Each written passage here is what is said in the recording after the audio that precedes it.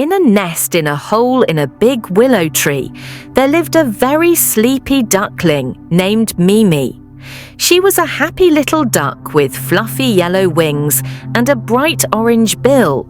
She loved to sing with the birds and hum as the frogs croaked their rumbly songs.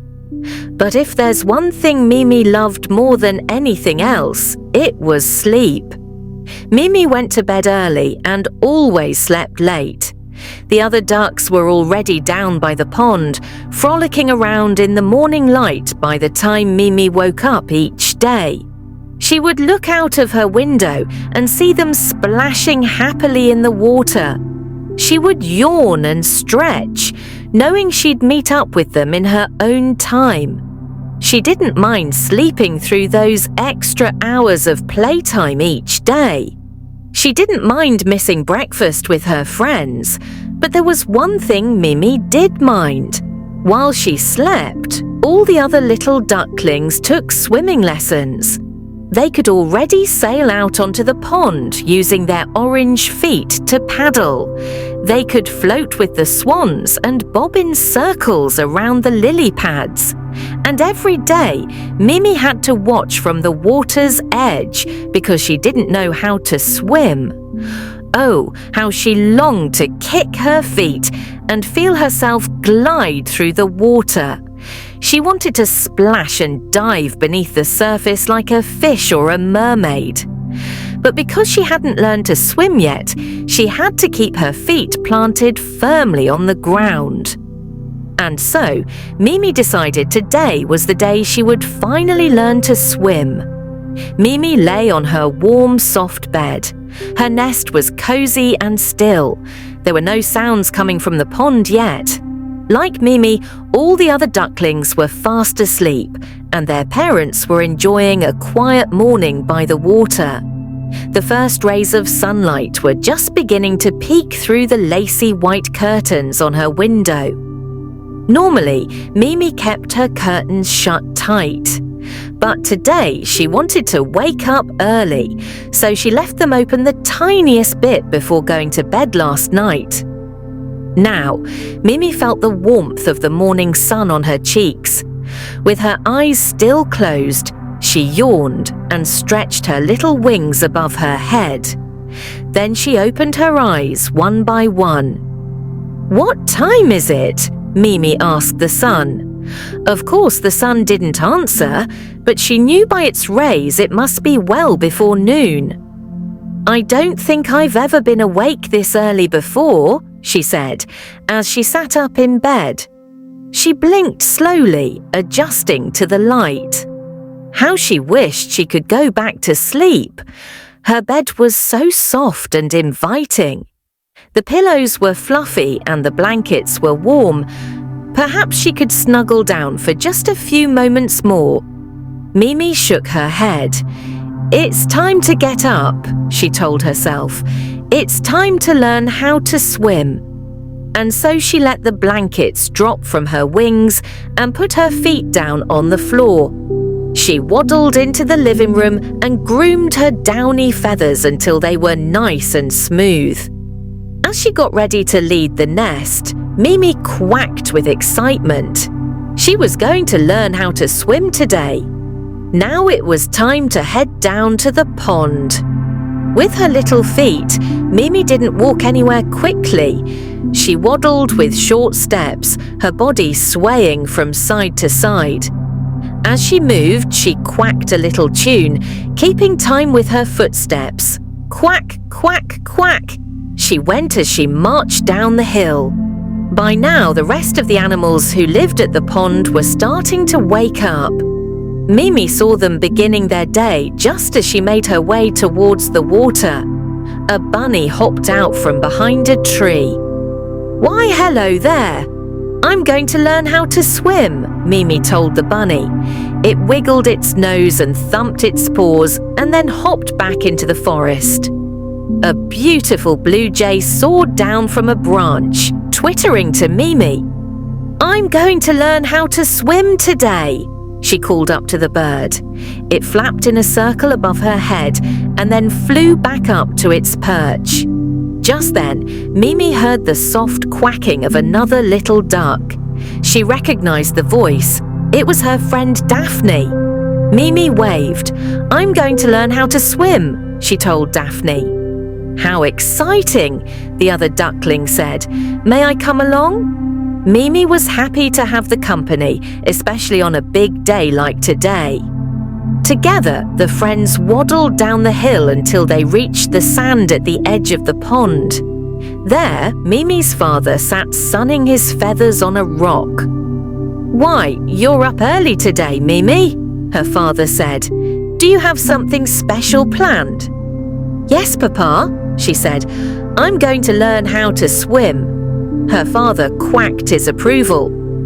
"Just be careful when you're out on the water," he said, "and stay close to your teacher." "I will, Papa," Mimi promised. The swimming instructor was an older swan who lived on the other side of the pond. She was large and white with sleek feathers that reminded Mimi of the lace curtains on her window. She had a long, thin neck that curved at the top. Whenever she honked instructions to the little ducklings, she peered down at them over her thin orange bill. "Hello, Mimi," the instructor said. Mimi waved her little wings.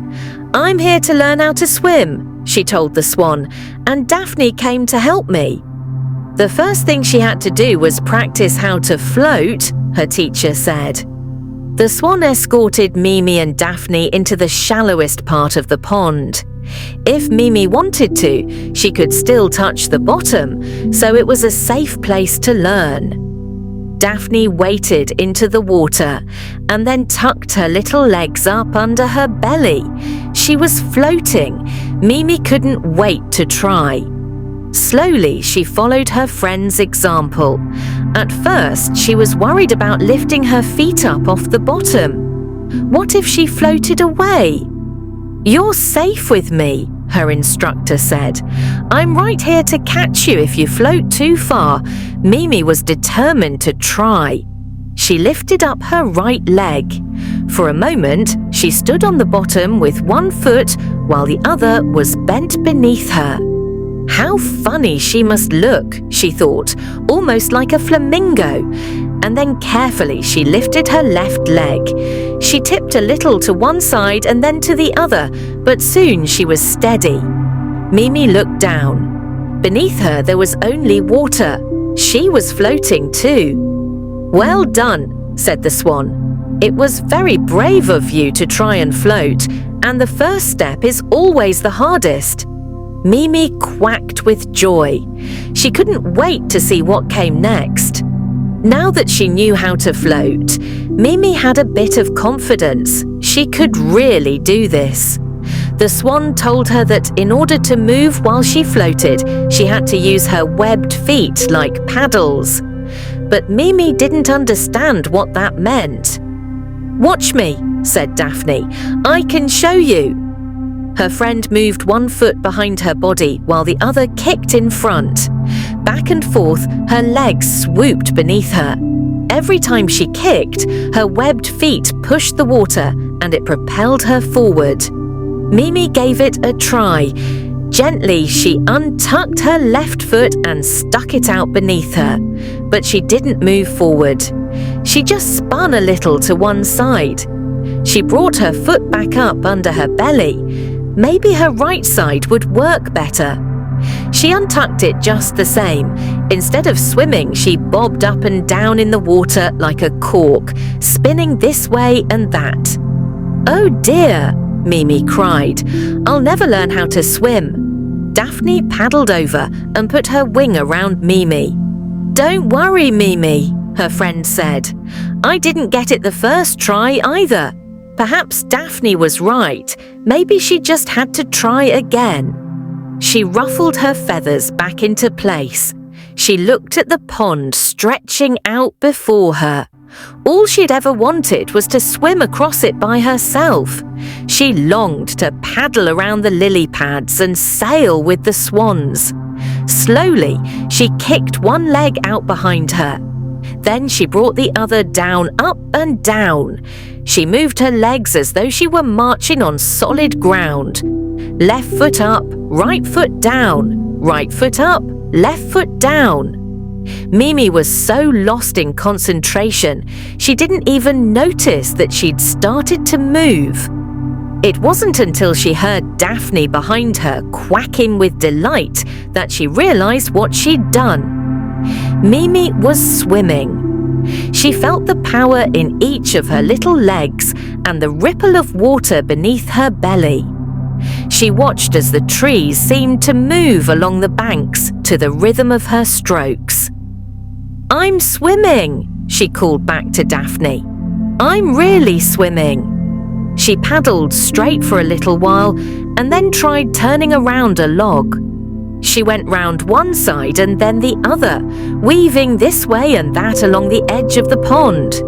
She swam in circles and figures, in zigzags and straight lines.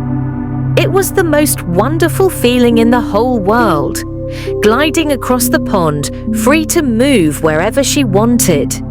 Mimi and Daphne swam together for a long time under the watchful eye of their swimming instructor. But after all of the excitement, they grew tired and headed back to shore.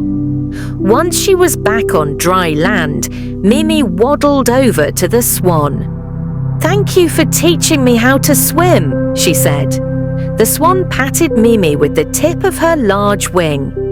"I'm proud of you," her instructor said. "Even though you didn't get it right the first time, you tried again. That's how we all learn new things." Now that Mimi had learned to swim, she had so much more to look forward to. Every day she could meet her friends here at the pond, and instead of watching from the shore, she could join them splashing playfully in the water. Mimi yawned. The thought of swimming a single stroke more was making her tired. It had been a long day. What she needed was a nap before dinner. She thanked Daphne for all of her help and began to waddle back up the hill toward home. On the way, she passed the blue jay high in the tree and the bunny hopping in the grass. "I learned to swim," she told them, proudly. The bird tweeted a song of joy and danced in the air above her all the way back to her nest. Once inside, Mimi ruffled her feathers and yawned again. She stretched her wings up toward the sky and felt her eyelids grow heavy. Mimi plopped down onto her bed. Her legs were tired from all the swimming. She was grateful to snuggle deep into her warm blankets and rest them for a while. As she lay there, she thought about how amazing it felt to be free on the water. Now, Mimi knew that if she tried and tried, she could really do anything. And with the memory of her first swim drifting through her mind, she fell into a deep and contented sleep.